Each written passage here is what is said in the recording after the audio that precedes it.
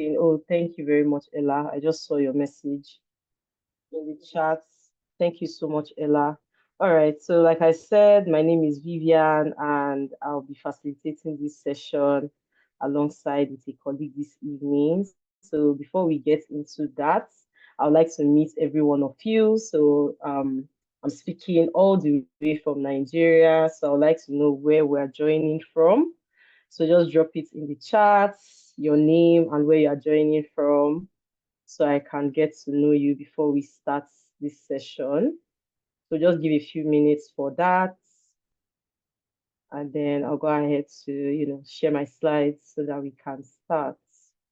Thank you. Let's see. Let me check the chat so that I can see those that are responding.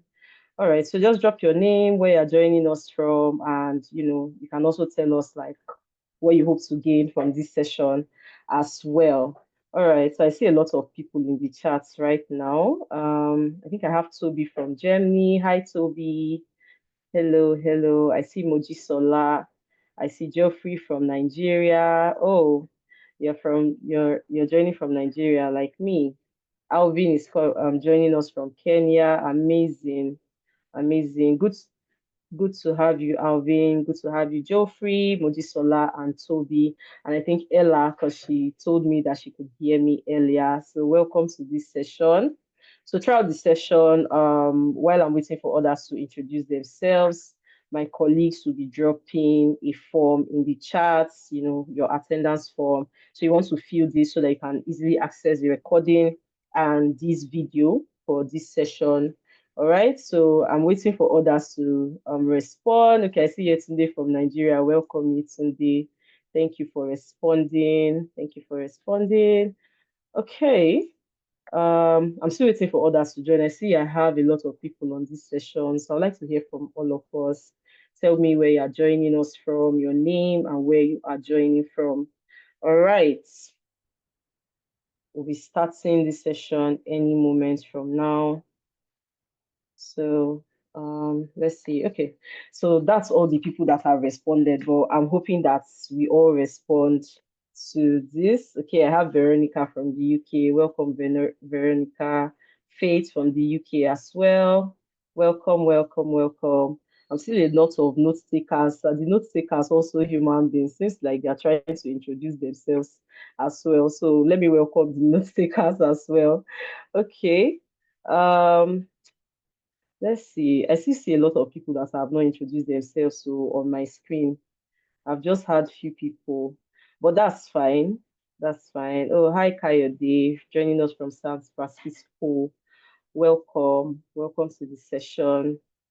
Welcome, welcome, welcome, welcome. So you can also tell us like what you hope to gain. I mean, I believe all of us already know like what we're going to be talking about today. Yeah, we know the topic already. So maybe you want to tell me what you want to gain from this session tonight while you are introducing yourselves. So right about now, I'm going to share my screen in a bit, and then we can actually start this session. So please, hi Fee and Priscilla, please confirm when you can see my slides.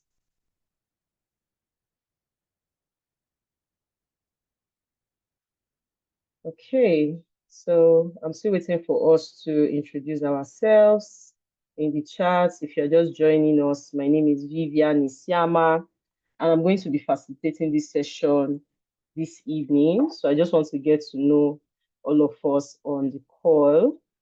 And remember, I talked about an attendance form earlier. So if you're just joining, please fill the attendance form. That would, help you get access to the recording for today's session, as well as this resource that you can see on your screen.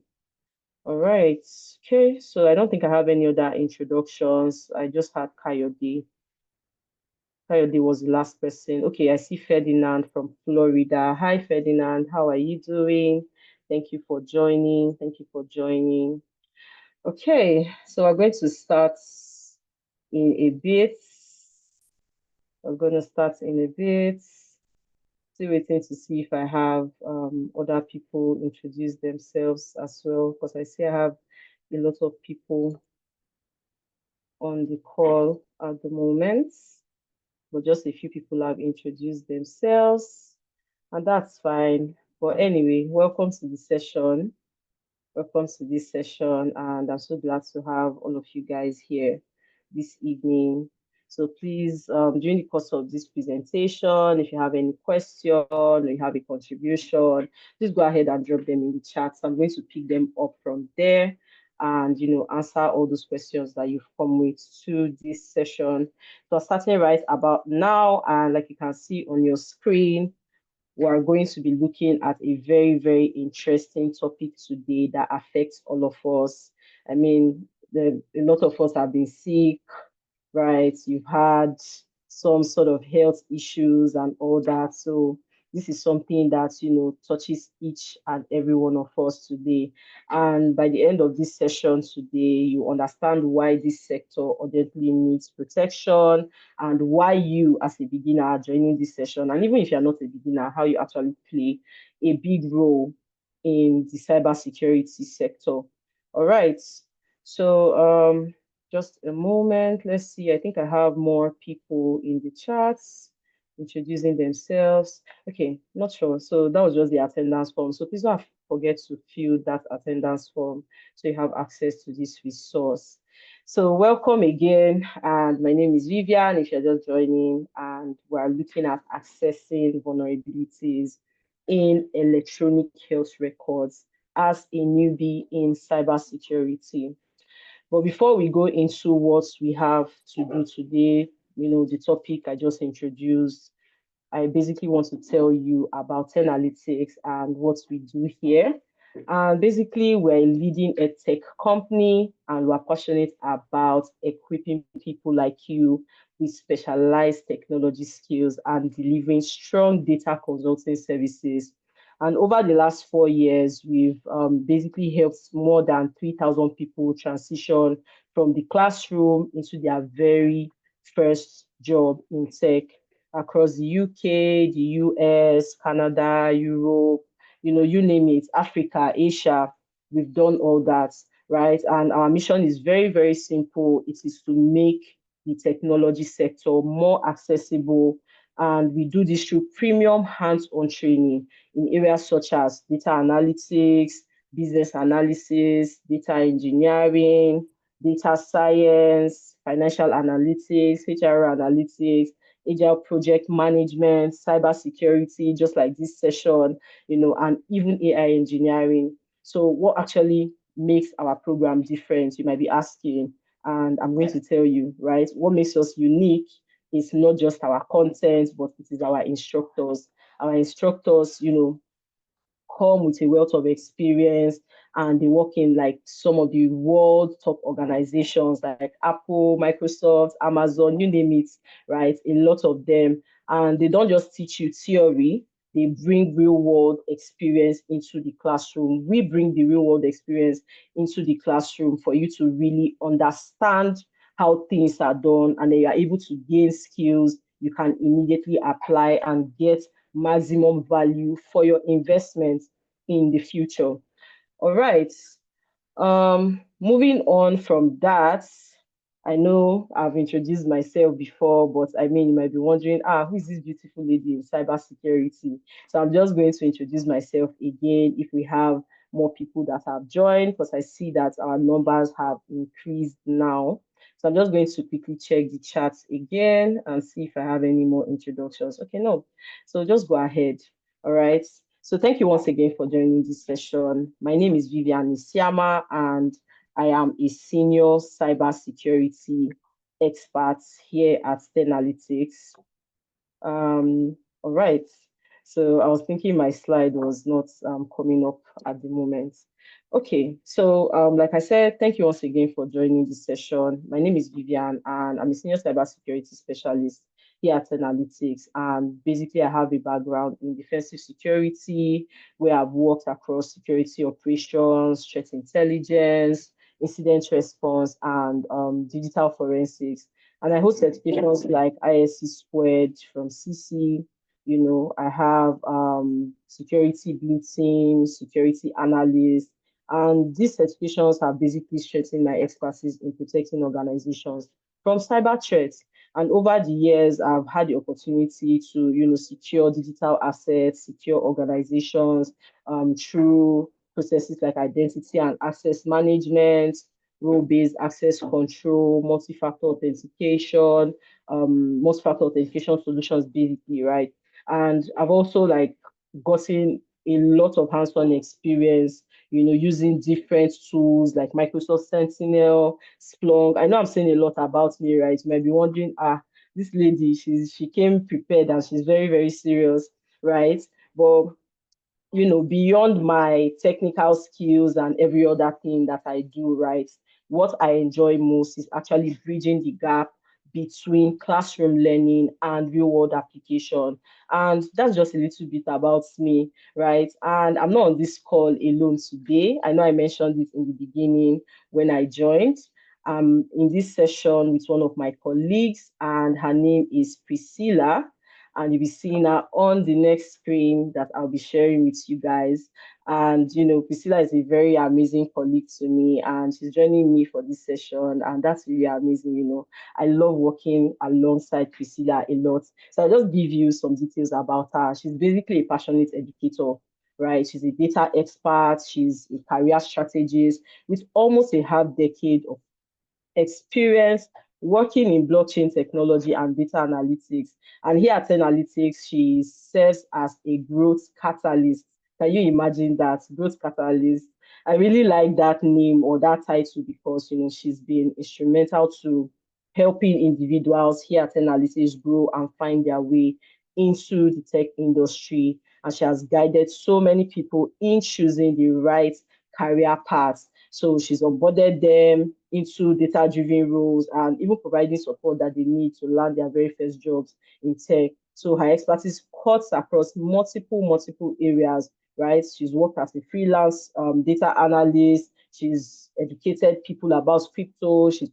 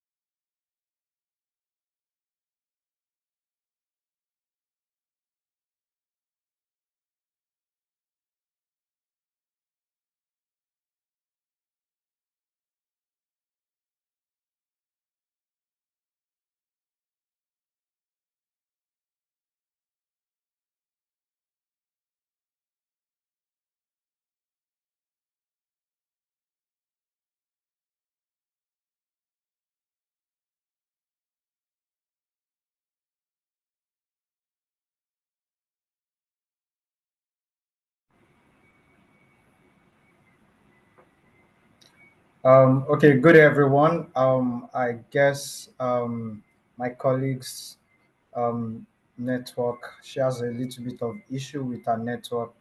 So once again, good day everyone. My name is Toib Jimo, and I'm a colleague to Vivian. I also work alongside with her and at Analytics here as a senior cybersecurity associate. So I'll be taking up from where Vivian stopped, so I can bring us up fast to pace. So let me just share my screen so I can continue from where she stopped.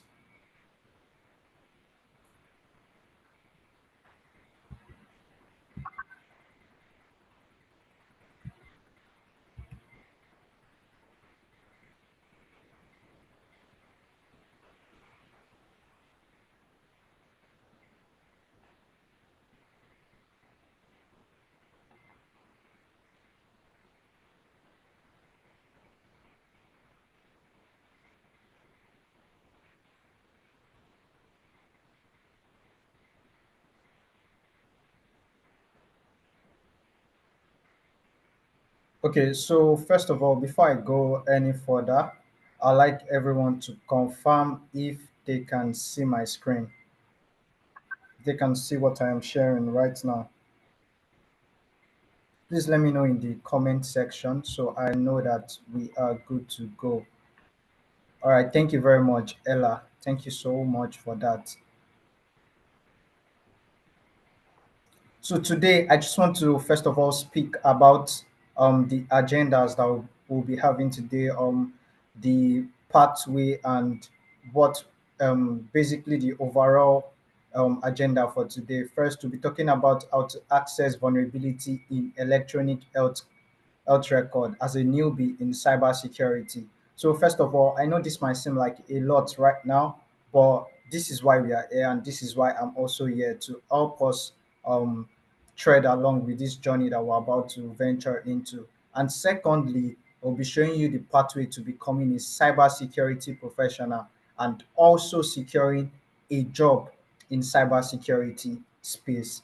And also, we'll be talking about our growth internship program, which one my colleague will be talking about. My colleague, which Vivian has already introduced to us. She'll be speaking about our growth internship here at 10 Analytics and how to go about it. And lastly, for the main juice on why we are here today, be giving every one of us in this session our special discount offer so they can join us and also to achieve their what their dream.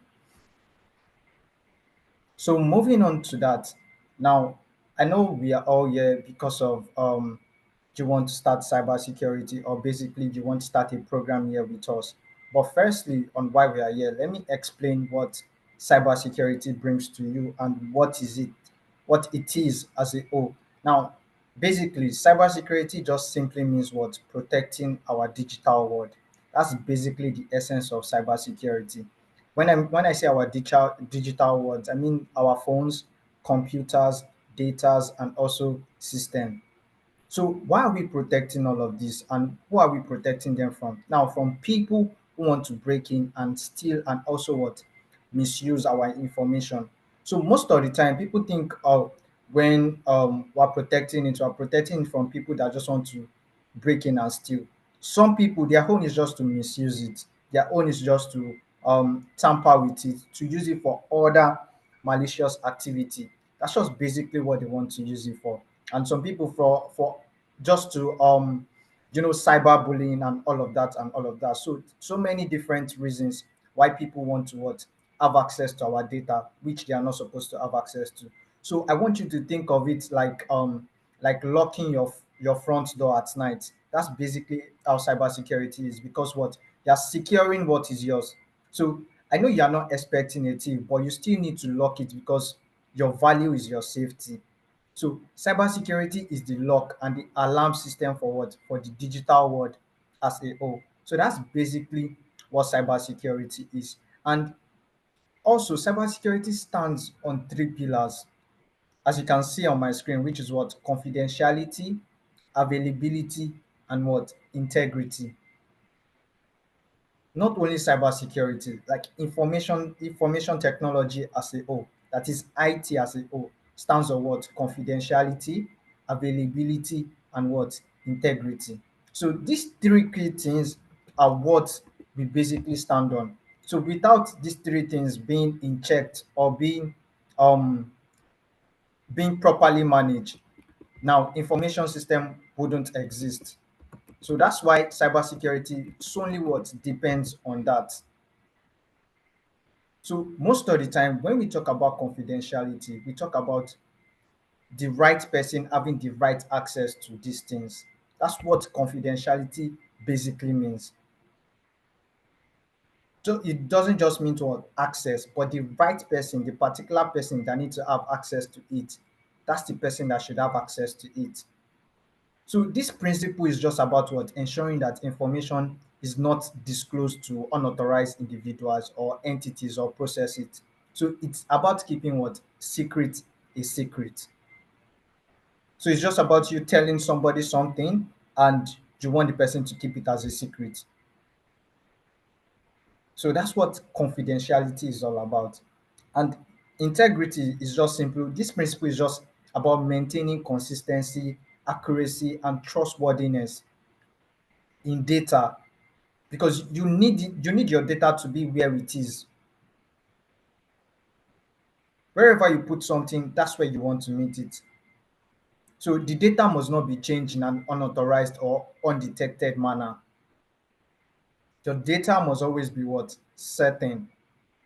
And the last one, which is the key to it all, availability. So this principle is just about ensuring that what? Information and systems are what? Accessible and usable upon demand by authorized user. Now, imagine you want to access any website you use to buy drugs or pharmacy and it's not up. That's what availability treats. When you want something, it has to be always up. So that's another factor what that we consider in cybersecurity. Now, making it three: confidentiality, integrity, and what? Availability. So I want to push this to everyone in the comment section. Which one of these three do you think is the what? Most important to you to focus on? Which one do you think is the most important? I'm looking at the comment section now. Let me see between confidentiality, integrity, and availability. Let's see which one you do you think is what most important. Which one do you have to work with the most? Let's see. All. Okay. Bolatito says all. Okay. Who else? Who else? I'm looking at the comment section now just to see confidentiality. Okay, Geoffrey says confidentiality. That's good. Tony says security. Admin says I agree. Ella says true. All. Yes, exactly. All of it. You need to take consideration into all of it because the three of them what they work what hand in hand with each other. So if one is slacky, there's a probability that the other one will also slack. So you need to consider what everything, because everything affects your what day-to-day business organization. So that's why you need to be locked in on all of these three factors in cybersecurity. Again, confidentiality, integrity, and availability. So that's like a big standpoint in what cybersecurity. So I don't want you to forget that. In case, even if you don't know the meaning of cybersecurity, just tell them what confidentiality, integrity, and availability. So that goes on like that. Now, let's talk about um a pathway that leads us to what we're talking about, what we'll be talking about today, which is what vulnerabilities. Now, in cybersecurity, when you see certain terms or certain used words, I don't want you to see them as like big words or something you can't digest or find your way around it. So, as someone who is pursuing a career path in cybersecurity, don't be scared of anything because you can definitely learn it. So, when we talk about availability, now let's look at it in this way. Every lock has weaknesses. Maybe the key is easy to copy or anything. So when you hear vulnerabilities, just think about what weaknesses. That's just basically what it is. So weaknesses in your organization, weaknesses in your digital infrastructure. That's basically what vulnerability is. So these attackers look for weaknesses in your system, in your processes, in your policies, or even configuration. So most people, when they are just setting up maybe their phone or something, they just think configuration is just by saying yes or okay to all of these things. I know most of us, when we're setting up maybe our devices, we don't check all of these things regularly. So if a certain device or a certain technology or a certain process is misconfigured or mismanaged, that is a vulnerability. So an example of common vulnerability in our organizations are what? Weak passwords. I know some of us we still use password one two. A lot of us still do that. Weak password, phishing email. So phishing email are what are emails that what trick staff into clicking either bad links or dropping their login image or confidential details. So that is another example of that. And we have another one called what? Insider. You know, some of these attackers, they always have insider what in our environment. So insiders are just basically people who already work there but misuse their access. That is, they have access to something, but they have ulterior motive with that access. Now, another one that we can talk about is what? Outdated software. Now, outdated software are what hackers. Hackers are based and fully known to break because they venture into that. Because when you don't run updates on your software, attackers because there's a reason why it is called update for you to increase the security level of a particular software or technology. So if you're still working with the old one, there's a high tendency that what attackers will what leverage on that. That's why most of the time when something is not working well with any of our devices, some people will ask, "Oh, have you updated this? Oh, there's a new update. Have you tried it?" So that's why updates are what very, very important. And lastly, we have what poor encryption. Now, data stored in plain text so anyone can read it is a very bad thing because we always have to keep what our data safe. So at least with all of this that I have mentioned, we should have an overview of how vulnerability works and the surroundings with vulnerability and some of the examples we can have in hospital. So, I mean, even so many people might be thinking, oh, people don't use weak password again, the password one, two, and all of that. And it's a lie. I'm sure some of us, we still know some people that write their password on sticky notes. And this is not even a lie. This is not even a lie. Some of us still know some people that put what? Password on sticky notes. If you know anyone that puts password on sticky notes, just put that in the comment section. Let me see. Because I'm sure that still happen. I know I'm watching some of us would say yes, they know some people that write their password on sticky notes, which is a very, very big issue. Does anyone still know? Because I personally I still know someone. Exactly. Sammy says yep, that she that there's somebody that she knows or he knows that still writes their password on sticky notes. And thank you for that, Sammy. So that's basically why vulnerabilities in this organization are very important for us to what take care of them. We need to know how to what curb them and what manage and what minimize all of these things. Now, I want to talk about another thing. We have what electronic health records because as somebody in the healthcare system, I know most of us are already what familiar with these records. Now we know we are in the new age, the digital age, where everything is what being taken to the internet. Everything is what being digitalized, down to records, down to patient information. Now, electronic health records are what digital version of what patient medical history. Now, this is where what information like name, address, um, blood group, and all of that. So many important information. This is where they are stored.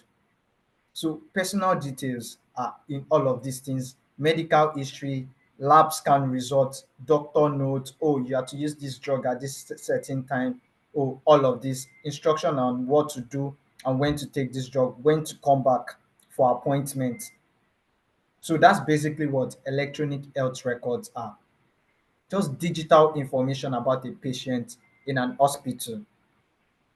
So EHRs make it easy for healthcare providers to store, update, share patient information quickly and what securely. So instead of just what using flipping through all of these files, doctors can what instantly what access record on a computer or even their tablet if they are moving from one ward to another. So that's basically the use of what electronic health record for us to be able to what access files easily and securely. I know most hospitals might not have adapted this now, but this is the new trend that is going on now. So with something over the internet or records over the internet, what do we need to do to that? We need to what secure it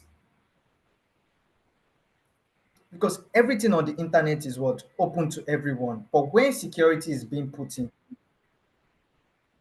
You need to what? Know how to manage. So that's basically what EHRS, that's what it means. So now we need to ask ourselves, why do attackers love health records? Why do they love health records so much? That's one question we need to what? Ask ourselves. Now, people, when I say this thing, people don't always agree with me that what? Health records are more valuable than what? Credit card. People don't agree with me. Okay, let me ask now, does anyone agree with me that what? Health records are more valuable than what? Than credit card? Like attackers having your health record, it is more valuable than what? Attackers having your credit card. Is there anyone opposing to that in the comment section? Anyone? Where are my people? Nobody's saying anything. So I'm saying that health records are more valuable than what? Credit card. True. Sammy says true. Violet also says yes. So who else agrees to this? Okay, Violet says I agree with you. Mojisola also says yes. Okay, more people. I need more people to agree so I know that we're on the same page. Okay. Ademola says Adedamola says yes, very true. Tony says yes. Edward says yes. iPhone, I don't know what the emoji means. So probably you can type in your own answer so I know. So help me to understand. Okay, Abby, we'll talk about this soon. You get to understand why I say that. Okay, iPhone says yes. Okay, so when I say this, yes, because okay, Joshua says yes because they can be they can they can be protected health information that attackers can exploit. Okay, now Antonio says, why is that? I assume we want privacy if our healthcare but credit cards give instant access to funds. Yes, Antonio, you're right. And I will explain why I said what I said just right now. So I said this because now with your credit card, if attackers get a hold of it, before they can do anything, you can either call your what? Bank officer or your own personal officer in the bank for them to what? Quickly restrict that access that the attacker has with your what? Credit card. You can even with your phone, we have apps where we can use to what? Just block our credit card if it's not with us. But with your health record, once the attacker basically cites it immediately, he already has all the information. The attacker already has what? Your next appointment, where you will be at a certain time, your address, all of this and all of that, your blood group, everything has been opened. Everything basically about your life and your health has been opened to this attacker. So, Antonio, do you see it from my own point of view right now? So, does everyone basically understand why I said that? So it wouldn't look like, oh, I'm speaking magic or I was just lying. So everyone that agreed with me, do you guys now understand that? Okay, Abby asks, help me understand, help me to understand. So Antonio, yes, exactly. Antonio says, I can understand the magic. Abby, did you understand? Do you understand why I said that now? 100%. Mojisola says 100%. Exactly. So also response from my people, iPhone also gave me a thumbs up. So that's basically it. So before I move on, I also want to say again that there's an attendance link that my colleagues have been sharing this in the comment section. So I would love for you to fill it so you can basically get access to the materials that is being used for this session and also the recording. So exactly. So Sammy also gave me a thumbs up for that. So that's why security is very important in healthcare, basically in every organization. Because if hacker steals your credit card, like I said, you can cancel it. But if they steal your health record, you can't basically change your blood type or erase your medical history. It's not as easy as that. So we need to be, that's why organization and healthcare system now they are investing so much in security because they know what is at stake for them. So that now there's like an high demand for security in the health aspect, because so many people were not looking at that way before, and so many hospitals, they've not gone digital. So we then going digital, we then going into the internet, putting their records on. They need somebody that can what safeguard that, and that's where we come in. Now, like I've said, the common vulnerabilities that we have in what in electronic health records are weak password, phishing email, unauthorized access, unpatched system, poor encryption, and so on and so that and so on. So sometimes the threat is not like a hooded actor at all. Imagine if an employee still writes a password on sticky notes, and you have somebody that work like as a doctor, and you have certain patients assigned to you that you can view their record, and you are still writing your password on what sticky notes. So if an attacker or basically anyone gets a hold of that, they'll be able to view what records about the person, patients that are assigned to you. So basically all of these are what are to be put in what consideration. Now let's bring all of what we've been talking about to what to real life, to like a case study scenario. Let's see it from a case study point of view, from an organizational view. Now meet Sarah, a nurse at a hospital. She's trusted with what with access to patient records so she can do her job. But one day Sarah decided to peek into her neighbor's file just out of security. And sorry, just out of curiosity. She decided to what look into her neighbor's what file. She's not supposed to do that, but she did that. So now in this scenario, there's no hacker, no malware, or no big attack. Yet this scenario is still a serious security breach. Now, does anyone want to tell me why it's still a serious security breach before I go on to say why it is? Does anyone want to do that? Let me know in the comment section. I mean, just type in your own view from this case study that I just spoke about. Because Sarah, she's a nurse at the hospital, and now we know that she's trusted with what patient records, so she can do her job. But one day, Sarah decided to peek at her neighbor's file just out of security and just out of curiosity. And like I said, Sarah is not an hacker, or she's not using any malware or no big attack. Yet it's still a serious security breach. Now I'm asking my people that are here, why? Okay, Joshua says data privacy issue. Thank you very much for that, Joshua. That's the it on the nail. And Mojisola says she can discuss it with someone else, which is against IPA. Another brilliant answer from Mojisola. Exactly. You guys are actually turning up, so I'm enjoying this. It's as if we already have security minded people in the building already. It's just for us to train you more. So so that's why it is a serious security breach, because of what Joshua and Mojisola has said. Okay, now Violet says breach of confidentiality. Exactly, because she has access to what she has no right to see. She's not supposed to see that.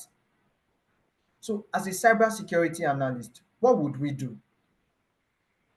Now, as a cybersecurity analyst, what would we do? Because she's an insider that what misused what authorized access to view what a patient's record without permission. So what basically this leads to is what privacy breach. So our role here is what, as a cybersecurity analyst, our job is to what review the audit logs, detect unauthorized access, and what investigate the incident. Then after we investigated all of these things, we have to put what controls in place. We have to put controls in place. So as a cybersecurity analyst working in the healthcare sector, so first thing I expect us to do is what? Check the audit logs for digital footprint. Because as a cybersecurity analyst, you will be able to know who accessed this and what time was it accessed, and um what way was it accessed. So all of these things will be answered by what monitoring your logs, which is something we'll be teaching you how to do, because what you are the front runner of what cybersecurity in your organization. So now you need to see who accessed it and when, then investigate the intent. Like, was it curiosity, out of curiosity, that's why Sarah viewed it, or was it malicious? Now, finally, after all of that, what you put controls in place, like put a more strict access on that. Now, more monitoring and what more training, because at the end of the day, Sarah might not even know that what she did was wrong. That's why security awareness training, it is very important. So it is very important for you to now what train your colleagues at your workplace. You need to train them. So another thing I want to ask is, do you think Sarah should be punished like an hacker, or should the blame be on what weak hospital policies? What do you think? So one of those two. What do you guys think? Do you think Sarah should be punished like a hacker, or the blame should be on what weak hospital policies? So let me know what we think in the comment section before I move forward. Where are my guys? Weak. Okay. Geoffrey says weak hospital policy. Sammy says nope. She should not to be blamed. Okay, Ademola says weak hospital policy. Tony says both. Tony, I like your answer. You seem like a very strict person. Okay. Who else? Who else? Who else? I'll hear four responses here. So I need to know like everyone point of view of, do you think Sarah should be punished like an hacker, or we should um blame it on what weak hospital policy because of what Sarah was able to do? Anybody else? Anybody else? I'm still in the comments. Okay, Sarah says, oh, there's somebody named Sarah here. So she says Sarah should be closely monitored and asked why she checked. Yes, she should. Okay, iPhone says both. Mojisola says both too, because what was she looking for? Exactly, Mojisola. What was she looking for? So Sammy says, what about the person who left their system open? Hmm. Another view from Sammy. I like that. So I like everyone point of view. I like where we are taking it to. So Ella says Sarah should be educated on GDPR and data protection, while hospital policy should be reviewed. Exactly. So Sheon says what? Create a password control to data. Exactly, exactly. Fantastic idea that everyone is putting out there. I really like it. Okay, Shane also says what? Create an access control to data. I mean, all of what we've been talking about here is something that should be implemented, because as an hospital, why don't you have strict policy? Why is your cybersecurity analyst not what? Oh, I like what Shane is saying. Shane says what? ACL. I like that. And ACL just basically means what? Access control policy. I like that. Um, Joshua says what? Ensure appropriate AIM. That's another good one. I also like that also. So Abby says both hospital policy and Sarah breaks the hospital confidentiality policy. Exactly. So both the system and the person in the system, they broke each other. So the both of them deserve to be what? Punished, and also deserve to be what? Educated. So I totally understand everyone's point of view. So yes, that should be how it is. So another thing that I'll be showing us is what? Now, real world incidents. Now, everyone might think we're just giving a scenario, or this we're just giving a scenario, or we are forming up a whole lot of things. Now, this isn't just about Sarah. Let's look at some like real life cases, because you yourself, you can even look them up and verify yourself that all of these things are what has happened. Now, let's look first into what Clover Hill Medical Group. Now, what happened to them? They suffered what? A ransomware attack that encrypted multiple internal server, and also what? Exfiltrated 900,000 PHI records, including what? patient contact details, prescription histories, and insurance information. Now, imagine this. So, from some of us that don't know what ransomware is, it's just basically attacker would restrict you on what they will log you out of your system or your data. You wouldn't be able to have access to it. Then they would demand money for it. And trust me, it's not petty money. It's always quite a lot of money because they have what leverage over you. So with that, imagine this happened over 900,000 records. That's a whole lot. So if this happened to you and you are a patient in this hospital, would you be going back to that hospital? Exactly. Nobody will go back to that hospital at all. So my people, would you guys go back to that hospital with all of this that happened when you know that somebody bad, somebody out there, a bad person out there, or a threat actor out there has access to all of these things, including what? Your insurance details. Would you be going back to that hospital? Let me know. Nah, Geoffrey says nah. Sammy says at all. It seems the rest of us will be going back because I'm not getting a response from the rest of us. Ella says no. Okay, who else? Who else? Adedamola says not at all. Abe says nope. iPhone 2 says no reputation. Exactly. I won't be going back there because what? You've broken my trust in you. Because you've basically given the what? The bad guys access to all of these things. Now, another case, another real world incident that happened is what? Axis Diagnostics Lab. Now, a former employee accessed what 260,000 patients' record using valid credential after their employment ended. Now, the breach affected what test results and also what invoice data. This is another thing as a cybersecurity analyst that you'll be working on most of the time, because when an employee is about to leave, HR should let you know immediately so you can what take out all of this access. So imagine an employee is going to like a competitor of that, a competitor of your organization. They are taking what those records what out, which is not supposed to be possible. And this is one of the things that cybersecurity analysts always treat as what priority. We always treat it as what the maximum level of criticality. Because if somebody is not with your organization anymore, take out that person access.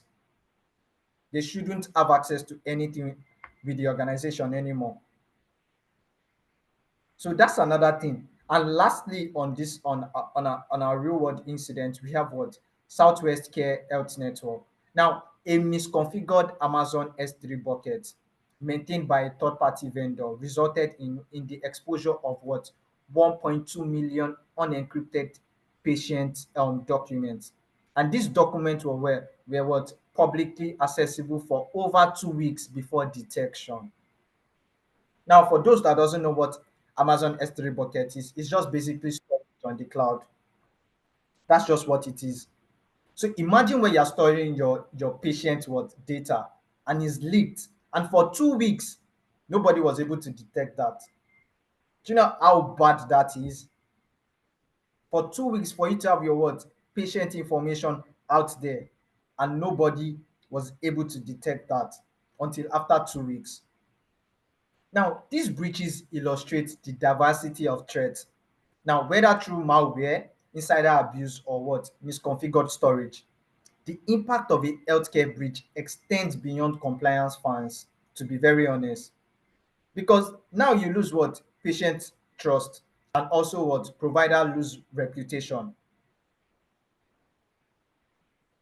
So you lose all of these things because basically people are coming to your hospital because they trust you. So losing all of these things is a big deal. And this is why what you are needed in the what healthcare sector. Now, when all of these details leaks, what impact does it leave? And trust me, the impact are very huge. And the first one is what patients may not get care on time, because if systems are locked by ransomware, there's no way people that are going to what help patients. There's no way they are going to have access to what they are supposed to use to treat others, or to know, oh, this person, what blood does this person need. They will have to check the system for that. And if they can't have access to that, patients will not get care on time. Now, another thing, like we've spoken about, is what? Loss of trust. So patients may not feel safe with their provider anymore. I will just go somewhere else that they have like a better security team. I would go somewhere else. And another thing is what? Legal and compliance what issue. Because what? Hospital could face what?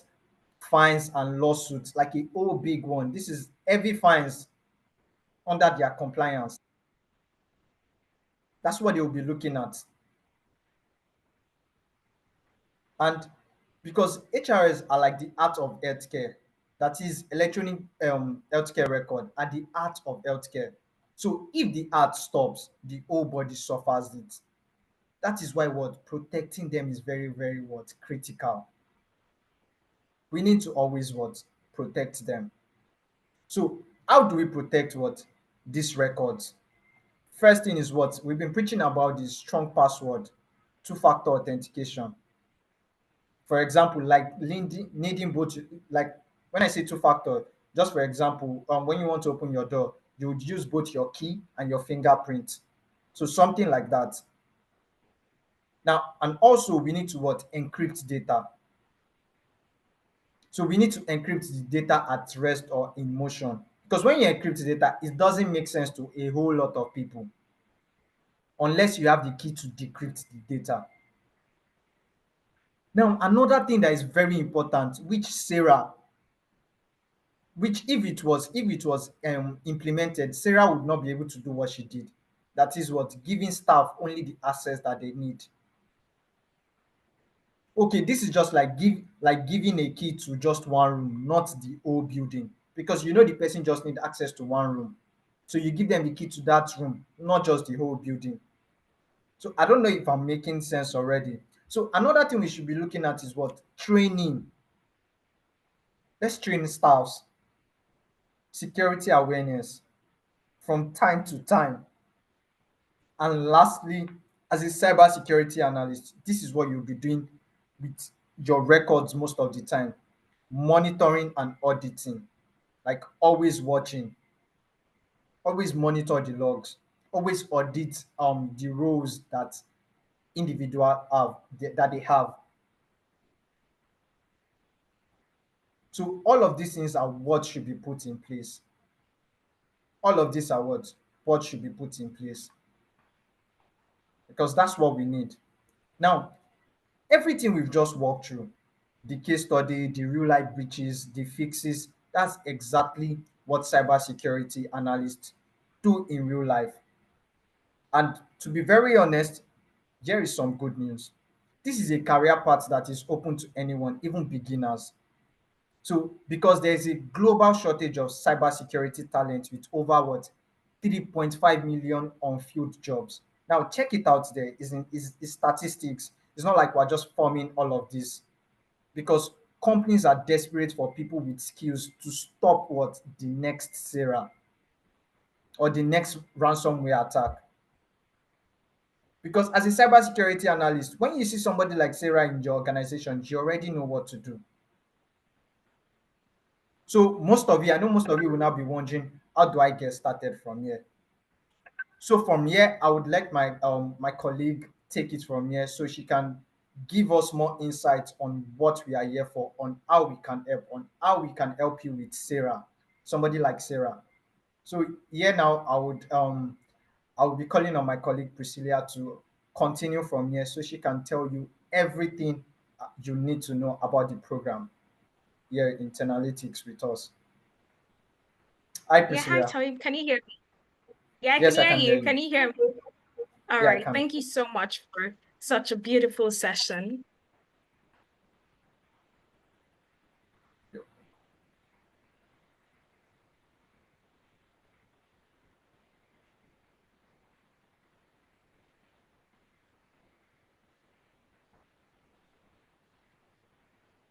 Hi, Priscilla. Are you still there?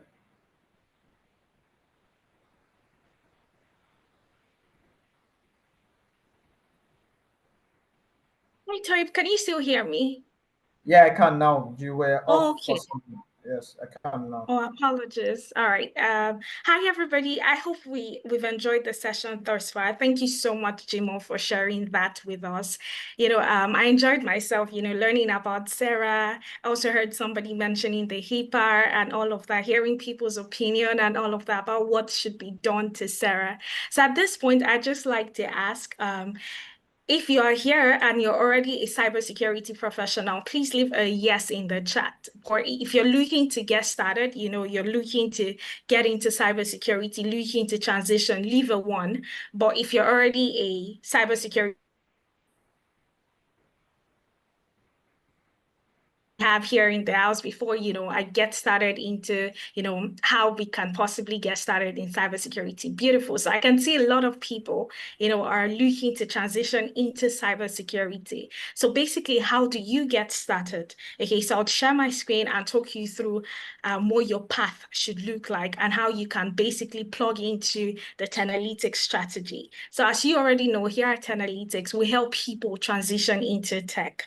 Right? That is what we do. That is why we're here.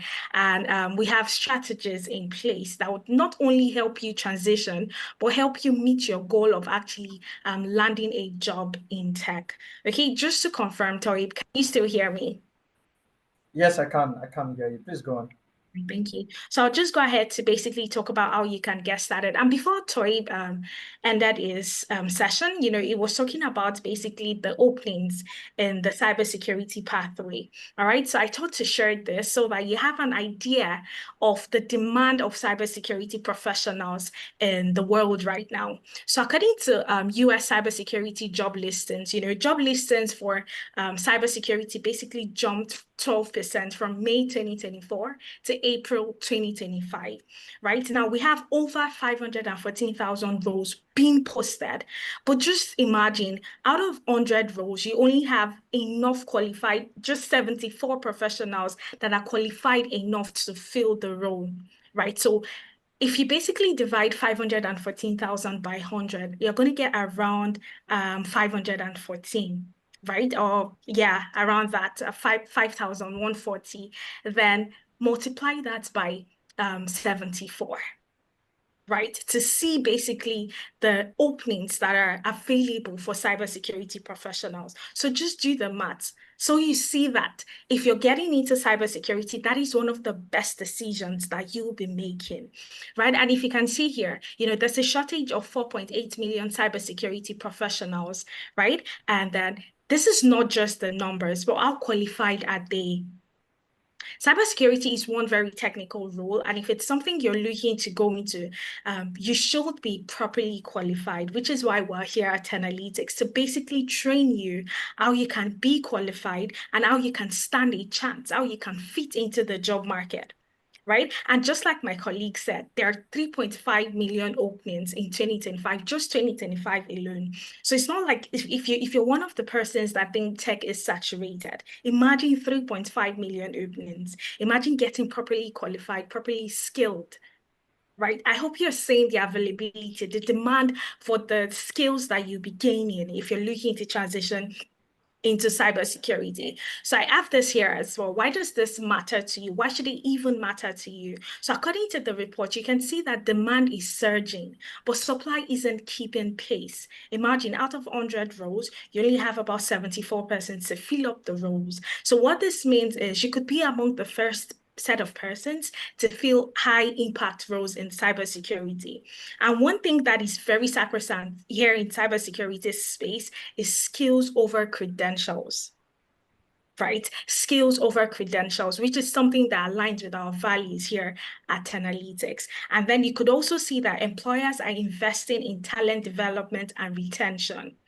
So absolutely, the cybersecurity role is one very interesting role that you should look to go into. And then you see that there's a demand for your skills. With the advent of AI and all of that, you're not at a disadvantage, or you're not scared or worried that, oh, AI is going to come take my job anytime soon, right? Now, here at Analytics, we basically, like you already know, like my colleague mentioned earlier, we have 8 training programs that we train people on. right? And the reason why tech is really broad, if you think about it, right? Tech is absolutely broad, but we're focused on 8. Why is that, right? So from our analysis, taking a look at LinkedIn, taking a look at Indeed, Glassdoor, and the likes, we needed to ensure that the tech training programs that we actually offer here at Analytics, they fit into certain criteria.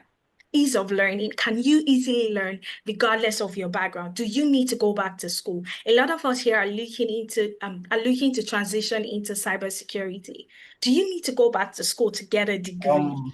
I want to apologize to everyone for joining the today's session Hi, very late. I had to cover for like sorry, can you hear me?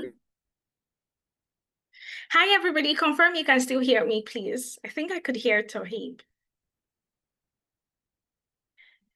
Can you still hear me? Just leave a yes in the chat if you can still hear me. Yes, we can hear you.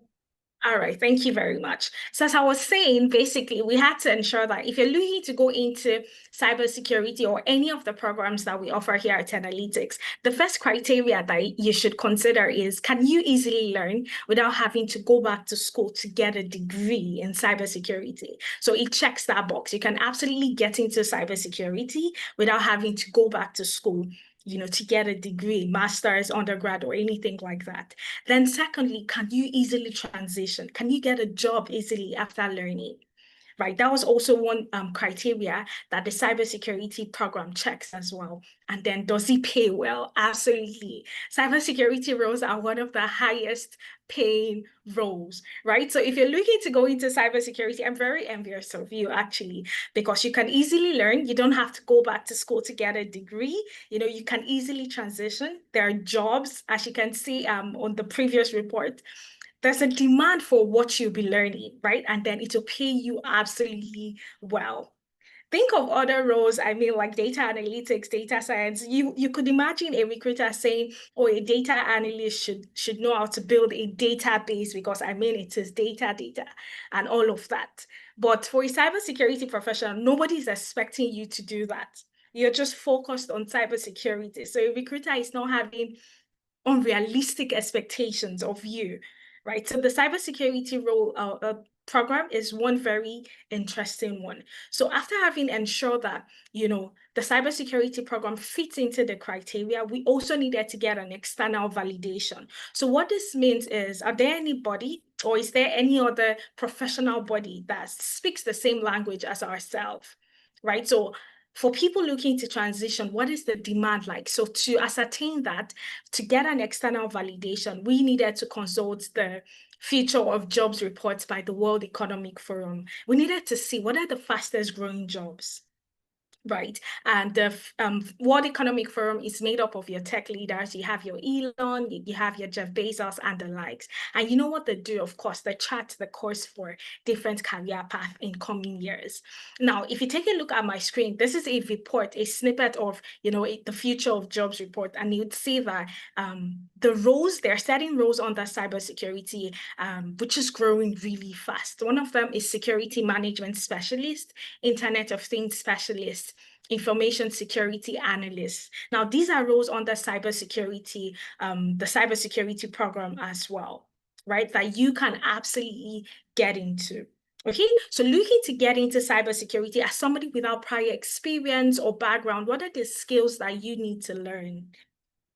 Right, because you need to sieve out what is important from what is. A lot of people, go on YouTube to try to learn, and then they just keep learning over a year. They're still learning. There's no structured way. They don't know the skills that they ought to get. They just take a look at the job description. Oh, they require for me to have this. They go on YouTube, they go learn that. They take a look at another one and all of that. So what we've done here at Analytics is to curate the skills that you need to have, right? And I'll be showing them to you right now. So in my screen, you would see the key learning areas under the cybersecurity program. So if you're looking to become a cybersecurity analyst, what are the things that you should learn?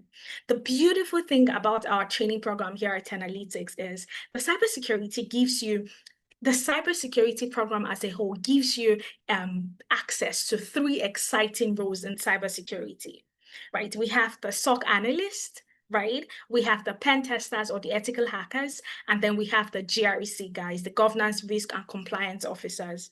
right? So with SOC analysis, what you do is just monitor the network, monitor the systems, the applications, and you're just trying to spot unusual activities. Right. So with pen testing, what you get to do is basically think like a hacker, right? You're thinking like the bad guy so that you can be a step ahead of them. And then with the GRC, what you get to do is set up policy and frameworks to protect the organization, basically. Right. And what we do here at Analytics is to teach you all three roles: SOC analysis, pen testing or ethical hacking, and then GRC. Because if you're looking, I know that for some of us here, we're just looking to do the non-technical aspect, which is GRC. But how can you build policy frameworks around the system that you do not understand? So what we do here at Analytics is to basically teach you all the roles in cybersecurity, the three exciting roles, so that at the point, if you're looking to just focus on GRC, at the point where you're coming up with policy frameworks, you fully understand the system that you're building and coming up with that for. Right. So what are the key learning areas here in the cybersecurity program? The first of them is overview of cybersecurity roles and technology. So what does the SOC analyst role entails, right? What does the pen testing role entails? And then what does the GRC role entail? So you basically learn about all three of them and the technologies used in these roles. Right? Then you go to information security principles and risk management. Now, I need you to bear in mind that the way you learn here at Analytics is you learn by gaining experience, right? You're not just coming to learn theories, right? Because theories won't get you the job. Okay, now bear in mind that the focus here at Analytics is to ensure that after you're done learning, you are able to get a job. Now, at the point where you're applying for jobs, recruiter would want you to have experience. So as a beginner, you absolutely need to be strategic about how you learn. Because at the point that you're applying, where's your experience? They want you to have like 2-3 years of experience. So how do you basically show that? So that is why we're here at Analytics, to ensure that you learn in a certain way, in a certain environment, so much so that you are able to apply to jobs confidently. Right now, after you get to learn information security principles and risk management, you also get to learn about network security, threats, and vulnerabilities. Right? Then you move to SOC analysis. What are the different SOC roles and responsibilities? Log analysis and network monitoring, basically. Then you learn about threat detection and response. You also get to learn about incident response and threat intelligence lifecycle. Then you go to OSINT gathering, right? Your open source intelligence gathering. Then you also learn about malware analysis and how you can profile threat actors, basically. Then you go into pen testing. So at this point, you're being taught how you can think like a hacker, how you can try to, spot vulnerabilities in systems and networks and all of that.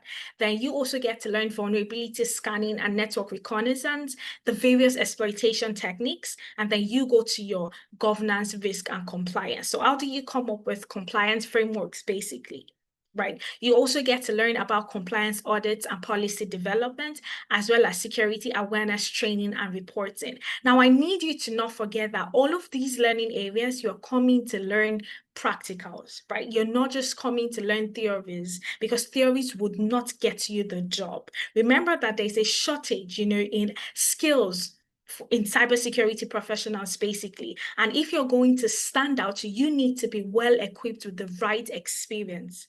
Now, to my right, you're going to see the tools and some of the tools and technologies that you'll be using. Tools such as Wireshark, Metasploit, Splunk, Audit Ease, Microsoft Defender, and the like. So you basically get to see the practical application of these tools. Right? What are the tools that you should use for your log analysis, your network monitoring? Right? So you basically learn all of these here at Analytics, right? So this is what you get in the Analytics training program. So you learn all three of them, and then we have something called the internship. So if you take a look at my screen, you'd see the learning timeline, 8 months of learning, right? Which is split into 6 months learning in class and 2 months of internship. Now, remember that you're learning all three roles: SOC analysis, pen testing or ethical hacking, and GRC. At the time of your internship, during your internship, you get to niche down. So after you've gained knowledge on all three, if you figure that, oh, I want to stick to the GRC part of things, I don't really like the technicalities so much, you can just focus on GRC projects during your internship. If you figure that you prefer the pen testing or the ethical hacking, you can focus on that during your internship. So this is what we give to you here at Tenalytics. All right. Now, I basically left the program duration and timelines here so that you understand how you get to learn here at Tenalytics. So it is basically 6 months of learning and 2 months of internship, like I said. And your internship will be done with a company called Amdari. Right, so with Amdari, you get to work on a lot of projects in your chosen career path. If you've chosen GRC, you get to work on more projects during your internship with Amdari. Now, the good thing is Tenalytics is registered in Canada, right? And Amdari is registered in London. And then I will talk to you about how you can use this to your advantage, especially for those of us looking to apply to jobs and then they need you to have experience. So how can you leverage Tenalytics and Amdari as your work experience? We'll be talking about that shortly. Okay, but with the live classes, what we have here at Tenalytics is a blended learning model. Because I mean, we're a data company, right? We had to take a look at the profile of the people coming to train here at Tenalytics. And we got to find out that they're very busy professionals. There's work, that they have to attend to. Some of them have multiple shifts, families, lots of responsibilities. So what we came up with was the blended learning approach, such that you're working, you're not failing on your other responsibilities, and you're still learning comfortably, right? So you get to learn in class out of 4 Saturdays in a month. You only need to be in a live class for 2 out of those 4 Saturdays. And that would span across 6 months. Now, if you think about it, 2 out of 4 Saturdays in 6 months, that's only 12 live classes, right? Is that really enough to get you where you need to be? So we came up with the, self-paced as well, which is what you see here on my screen. So with the self-paced, you learn at your convenience, basically. You choose the time and the place, right? So if you prefer to learn at midnight, say 12 a.m. to 2 a.m. when you're back from work, you're relaxed, right? All you need to do is just access your project, right? Access the resources, come on the platform, learn at your convenience. Okay, now for the live classes, we have the morning class and the evening class, right? So the morning class is advisable for people in Europe, UK, and Africa, right? Because you get to learn between the hours of 11 a.m. and 2 p.m. Just 3 hours, right? And then we also have the evening class, which is advisable for people in North America, Canada, US, right? They get to learn from 6 p.m. to 9 p.m. West African time, which is their 10 a.m. to 1 p.m. Mountain Standard Time. Right, so you can see that everything here at Tenalytics is basically tailored to ensure that you're gaining value, right? And then you don't have to stress so much.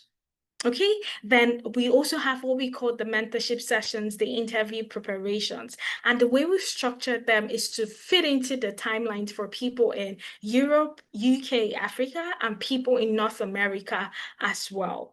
Right, so this is what you get here at Tenalytics. You get access to live classes where you come on board, you work with an instructor, you work with a facilitator, you build your own project. If at any time you have questions, you have people that you can easily ask.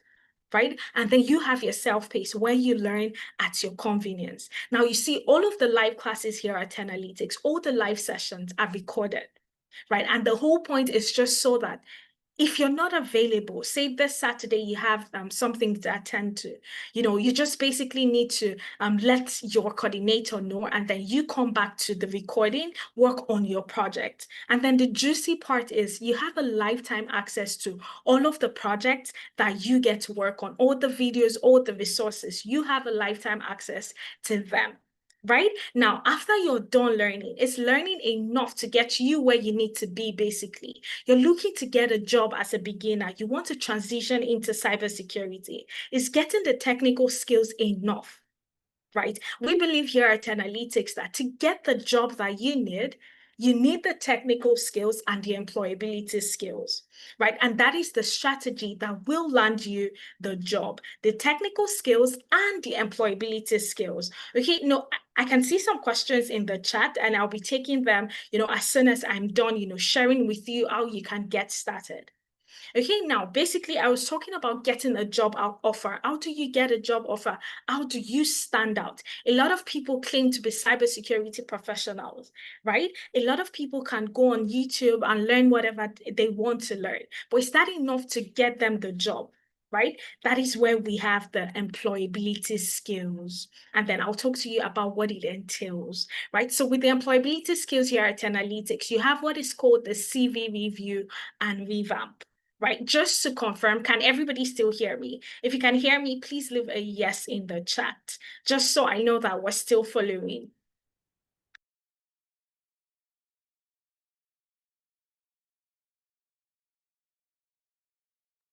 All right, I can see your responses. Beautiful. Okay, so I'm just going to talk about the employability skills at this point, right? Because you're somebody that is just starting out, right? So how do you stand out, basically? You've learned about SOC analysis, you've learned about pen testing, you've also gotten projects and all of that. So one thing we do here at Analytics is 2 months into your training, we have what is called the CV review and revamp.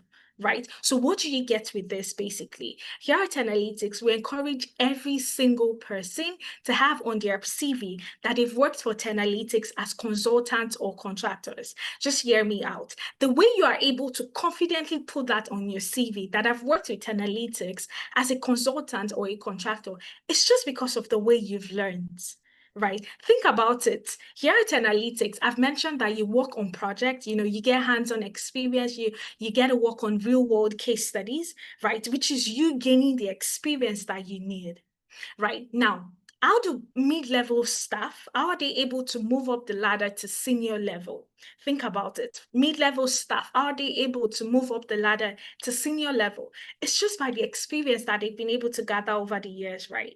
And what gives them the experience, basically? The projects they've worked on, the task that they've also worked on. Now, that is the same way you get to learn here at Analytics. Right? You get to work on projects, you get to work on case studies. And at the end of the day, these are real world case studies that you can have in your portfolio. Now, a portfolio is just like your showroom. Okay, it's just like your showroom where you get to show to recruiters, yes, I have the much needed skills. If I'm a recruiter and you're coming to, you tell me that, oh, I'm a SOC analyst and all of that, I'll need somewhere to go to ascertain the skills that you have. Has this person ever, been a SOC analyst for another company? How well did they do?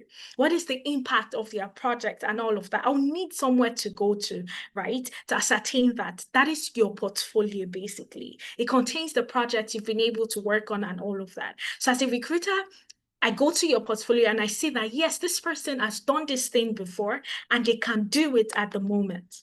Right? So all the projects you've worked on, you're able to have them in your showroom, your portfolio, where you get to showcase to any recruiter any day, anytime. Right? So right there on your CV, you have a link to your portfolio. Right? You have Analytics as your work experience.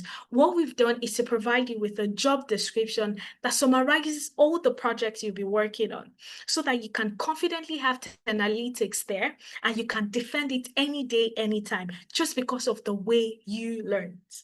Right now, I mentioned 3 exciting roles in cybersecurity. There are other roles that the key learning areas you get to learn here at Analytics will equip you for. And at the point of application, we emphasize on tailoring your CV to suit every single application, because the job description for a certain role carries a keyword or keywords that your CV needs to be tailored to. Right? If your CV does not contain the right keyword for a certain job description, the applicant tracking system is just going to fish it out. Right? And you won't even stand a chance at all. So what we've done as well is to teach every single person how to tailor their CV to suit a job description or a job opening. Right? So this is what we've been able to achieve with our CV review and revamp. Then we have the LinkedIn optimization. Right now, we have quite a lot of people, that have been able to get jobs just on LinkedIn alone. And the way they've been able to do it is just to ensure that their LinkedIn profiles are very well optimized. Now, if you're looking to fill up roles here at Analytics, some of the time we just go right there on LinkedIn and we search for the job. the job description, data analyst or cybersecurity analyst and all of that. And then we see list of profiles, right? We look through and we're sending some of them a message. Now, if a recruiter is looking to fill up a role in your environment, and they search for cybersecurity analyst, SOC analyst, and the likes, if you want your name to pop up, your LinkedIn profile has to be well optimized. It has to carry the right keyword. It has to carry job experience, work experience, which is why you have Tenalytics. Then you also need a portfolio and a link to your CV, basically. So we help you, optimize your LinkedIn profile here at Analytics. We teach you how to stand out on LinkedIn. What are the kind of posts you should make on LinkedIn as well, right? Then we have navigating the job market.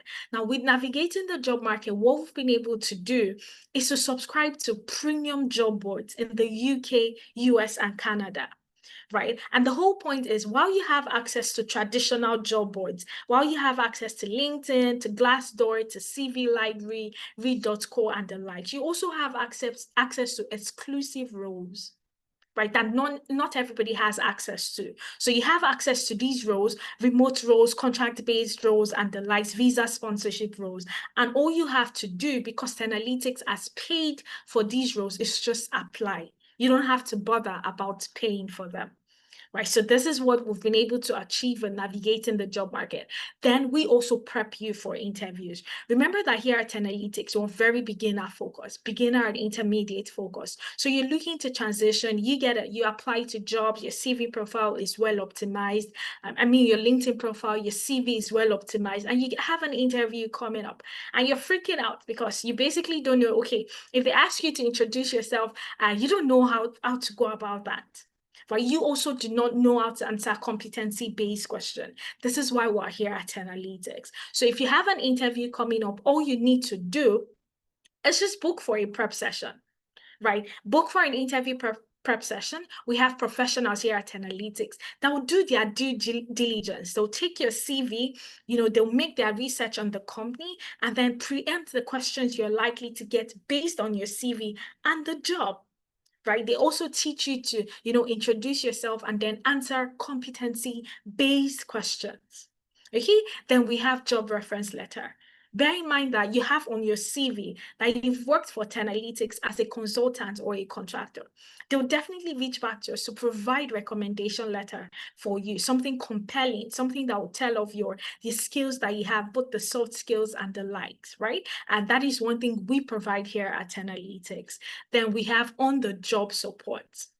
Right? Imagine you have a job, you've been given a task, and you have somebody, a company to run to, or I have this task and I don't know my way around it. You have Tenalytics to run to. Although a lot of our participants don't usually come back for this, because it is 6 months of immersive learning, but we have this on the table, right? Just in case you need support on the job, right? You need help, you're just getting started in cybersecurity, you have a job, you have a company that is willing to, hold your hand for the first 1 month until you get your footing, basically. Then we have weekly mentorship sessions as well. So in these mentorship sessions, you get to learn how to negotiate for salary. You also get global recruiters coming to talk to you about the do's and don'ts. Then people that have gotten jobs as well. How were they able to get jobs? What is it like? Right? You basically hear from the horse's mouth, right? So that is what you get with the weekly mentorship sessions. Then you have the Upwork optimization session. So this is the employability skill which you need alongside the technical skill to stand out. Imagine that you've decided to niche down into SOC analysis or GRC, and you have a portfolio filled with projects in GRC or SOC analysis. You also have your CV properly optimized and revamped, right? You have a work experience and all of that. Just imagine yourself, right? You have the company that is willing to support you through the step of the way, and you have the right skill. So this is basically the strategy that will land you the job any day, anytime. You have to learn, by focusing on the career path you've chosen. For most of us here, it is cybersecurity. So you stay focused on cybersecurity and then you position by getting the employability skills. and then you start to apply. So one thing we believe here at Analytics, like I said, is never reuse a CV.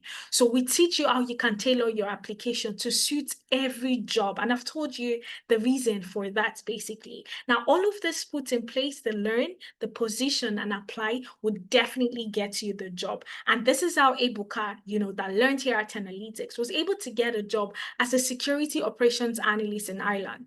Right? So from a solution analyst to a security operations analyst in Ireland. So he took the cybersecurity program just as most of us here would. And then he applied a strategy, learn, position, and apply to get a job. Right? So he joined the cybersecurity cohort in September 2024. Okay. And then in July of 2025, he landed a job as a security operations analyst with a top company in Ireland.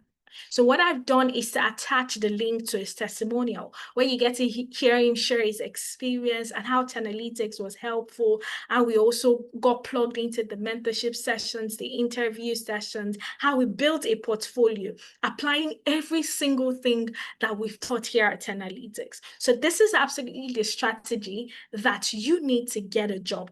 Thinking about it, it seems impossible until it is actually done, right? So how can myself, I saw somebody saying they're a nurse. How can I actually get a job in the world of cybersecurity? Right. So I've also included a lot of other testimonials here that you can go through. So at Data You're Here, it didn't even wait till the completion of the cybersecurity program. Right. And then it was able to get a job. I also included the link so that you can go through, watch. These are people without prior experience, basically. Right. So you can go through, please try to fill up the attendance form, so that when the slide and the recording of the session is available, you can take your time and also go through all of the testimonials. So what are the next steps for you, basically? Right. So you've learned, you've heard about the things that you need to learn, the roles that are in demand, in cybersecurity and the likes, right? The strategy that you need to put in place to transition seamlessly. So what is the next step, right? The next step is for you to start your learning journey. And how do you start your learning journey? By registering for our next cohort, which starts on the 6th of September. Right, so we have a cohort that should be next week Saturday, right? We have a cohort starting next week Saturday, the 6th of September.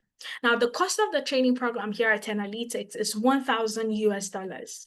So with $1,000, you get all the technical skills that you need. You get access to internship. You get a lifetime access to employability services and all of that, right? With $1,000. But guess what, right? We have a 20% discount ongoing.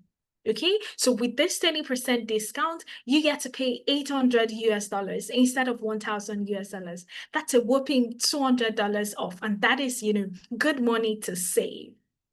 Now, if you've ever attended any of our master classes or you've joined in any of our sessions, you see that we used to have a 25% discount where people got to pay $750. Right, but that ended on the 22nd of August. Just take a look at the bottom of my screen. So from the 9th of August to the 22nd of August, people were paying $750. But right now we have a 20% discount off and you get to pay $800. That still is steal, if you ask me, right? You get to save $200 and that will be ending in 2 days. The boat will be sailing in 2 days. So if you're looking to get into cybersecurity for the September cohort or even the October cohort, what you want to do is take advantage of this 20% discount. Now, if you wait, you get a 15% discount, right? Where you get to pay $850. Right, and saving money, where I come from, $50 is a lot to save, right? And even though you have the money, just think about saving more. Right, so instead of getting to pay $850, you can actually pay $800. And the juicy part is you don't have to worry about paying the large chunk. Okay, so you're looking to start in September or you're looking to start in October. You don't have to worry about paying the large chunk. All you need is $160 per month. Right? So, but this is what we call the 5 monthly payments, which I'll be showing you right away. So my colleague is sharing the link to the payments platform in the chat, just in case you want to go ahead to secure a discounted slot, right? So just click on the link that is being shared in the chat, and I'll walk you through how you can go about making payments, right? So what I intend to do is, take your questions as soon as I'm done walking you through how you can secure a discounted slot.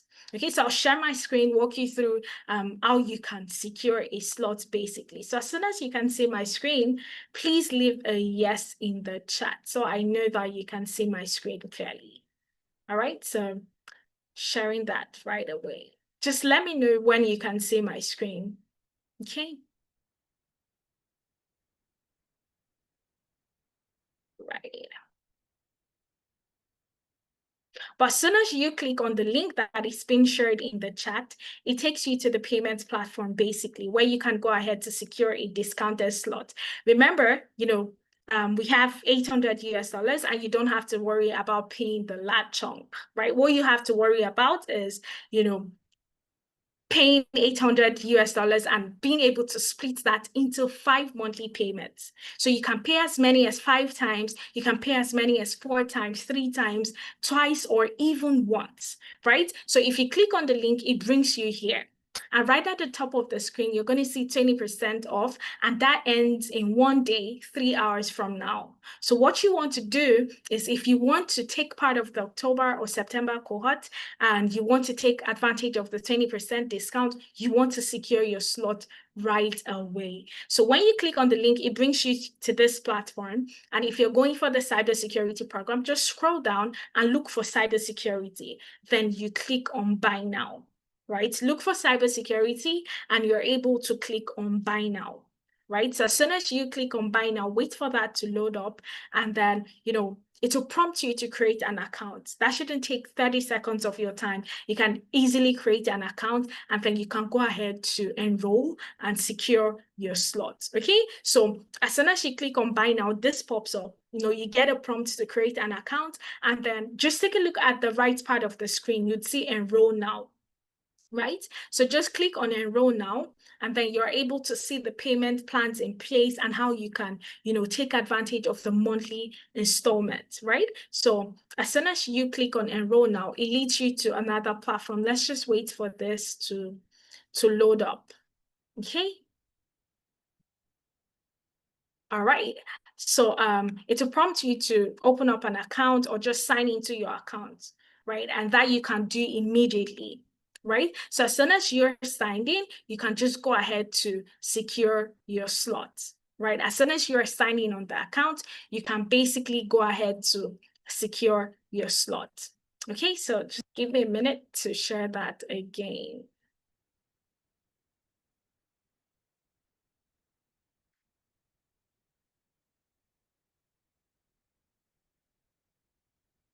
But if we have questions, you can just leave your questions in the chat. So I'm able to take your questions, right? If you have any question, please leave them in the chat. So I'm able to take your question as soon as I'm done walking you through how you can go about to secure a discounted slot.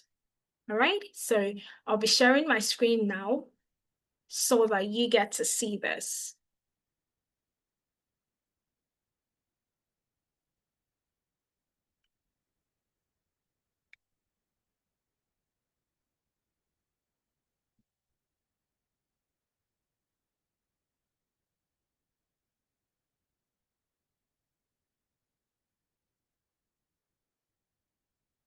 So just give me a minute to quickly share. Looks like I'm experiencing a technical difficulty. All right, so just give me a minute to share, and then I'll take your questions.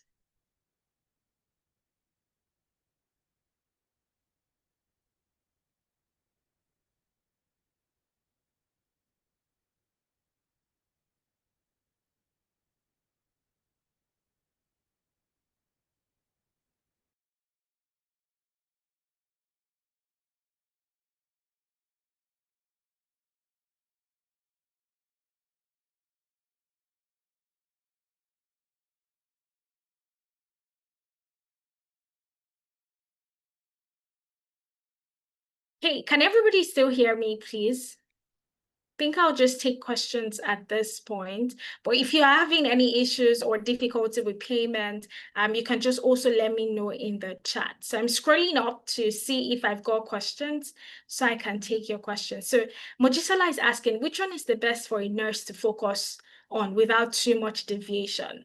So that will be the GRC part, especially if you're not very open to doing a lot of technicalities at this point. But what we do here at Analytics is to teach you all three of them, right? So even if you're focused on GRC, you fully know the kind of systems that you're building a policy or a framework around, right? So if you've got any more questions, please leave them in the chat so I can take your questions, right? Mojisola, I hope I've been able to answer your question.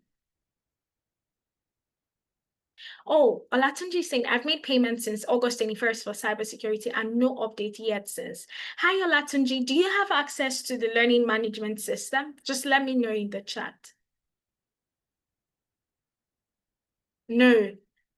How did you make payment? Okay, so just send me an email. I'll jump on a call with you to resolve this. I'm putting my email address there in the chat, Olatunji. You can send me an email right away. And as soon as we're done on this call, I'll send you a meeting link so we can get on the meeting and, I get to understand what is going on and how you can get access to the learning management system and your dashboard. Just confirm you've seen my email. Okay, all right. Can you see my email address there? Okay, all right. So just shoot me an email, okay? We'll resolve that together. So does any other person have a question? Yeah, you're welcome. Does any other person have a question? Please just leave your question in the chat, or if you're looking to speak, if you want to speak, just raise your hand, so I call on you and you can speak to ask your question, right? But I'll be looking at the chat, just in case any other person has a question that they want to ask. Okay. All right, so it doesn't look like we have any more questions at the moment. Okay, so what I'll encourage you to do, for those of us that are looking to get started and you're basically not sure yet, you don't know if you should go for cybersecurity, you don't know if any other training program would suit you, your experience and all of that, all you want to do is just join the Analytics community. We have what is called the Clarity session, right? So in these sessions, you get to speak to professionals, professionals, right? They take a look at your background, your work experience, and they're able to tailor that into a career path that would suit you, right? So what you want to do is a link to the community will be sent here in the chat. What you want to do is just click on that so you have access to it. You come on what is called the Clarity call, and we're able to decide which training program would work best for you. But while you're doing that, remember that a 20% discount ends on the 20th.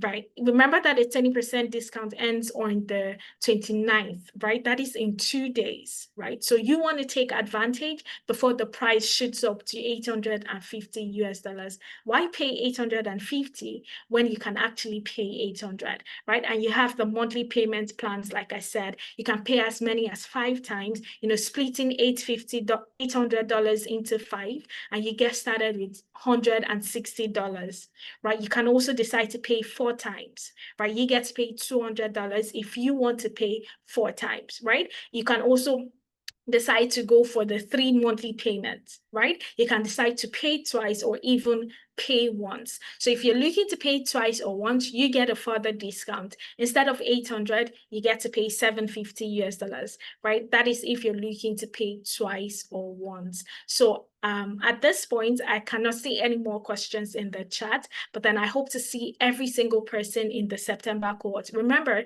there's a demand for cybersecurity professionals, and the earlier, the better for you, right? The earlier you get the necessary skills and all of that, the better for you to stand out and easily get a job as a cybersecurity professional. right? So if there are no more questions, we've come to the end of today's session.